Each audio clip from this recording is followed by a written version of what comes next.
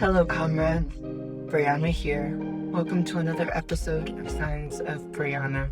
Signs of Breana is a collection of musings, dreams, and dialogues documenting one person's path towards elderhood, liberation, and a life worth dreaming. Hello, comrades. My name is Breana of Signs of Breana. And this is another episode of the pod. Thank you for listening. Thank you for being here. I've been thinking about and sort of trying to map in my mind friendship. And when I was a little one, I kind of thought about my friends, my best friends, as like this mine thing, my friends. And I read something poetic and sweet about this human like holding on tightly to others, to relationships. And they didn't realize it, but like after this relationship had been kind of like pulled from them, they could see their scratch marks on it where they had held on for dear life. And I think my younger self held on to things with such urgency and like it was life or death. And I don't think I'm particularly special in that, right? Like, I'm a human who comes from a complicated and like very, a group of people who did their best and who needed more help than they had. And so my friendships were a lifeline. My friendships were the homes that I retreated to in moments that were scary or uncomfortable.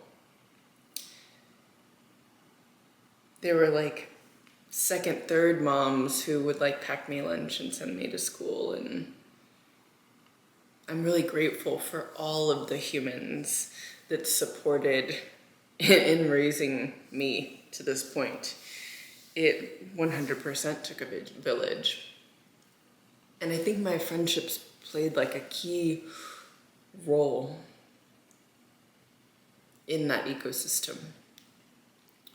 And as I've aged and like find myself in this moment of life, I'm realizing like a younger version of me thought I had a lot of friends.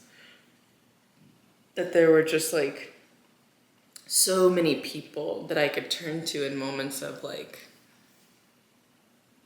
love, connection, need. And I think what I'm now understanding is there are different tiers of relationship. There's acquaintances. I know a lot of people. I know a lot of people in New Mexico, but I also have lived many places. I've lived in Los Angeles, in the Bay Area, lived in New York, in Paris. I'm grateful that I've been able to make home across different lands. And so just knowing someone, that's one thing. That's like one sphere of influence and connection. But there's also comrades. And I think comradeship is acquaintance plus, right? It's acquaintance plus we share values, and maybe here and there we make the effort to see each other and connect. They're not going to be the person that I like call necessarily when my tire's flat, but maybe that's not the case. Is that true? I have some really excellent comrades. Maybe I would call some of them.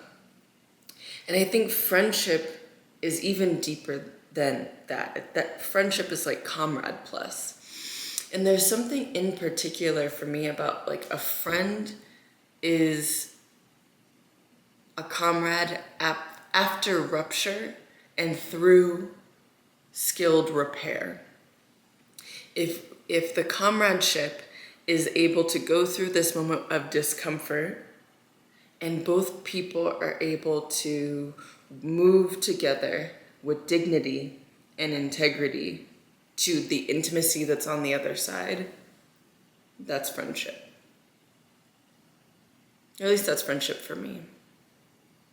And I think some of this map in my mind is about like clarity of depth, knowing like what amount of vulnerability is like possible and kind of warranted in each sphere.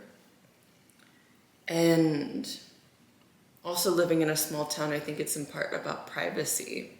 You know, like how do we live well and relate well when we're all in kind of, I mean, New Mexico is so expansive when it comes to the landscape, and then socially it's really tight, and it can sometimes feel too tight for me as a person that comes from places that are blacker and bigger.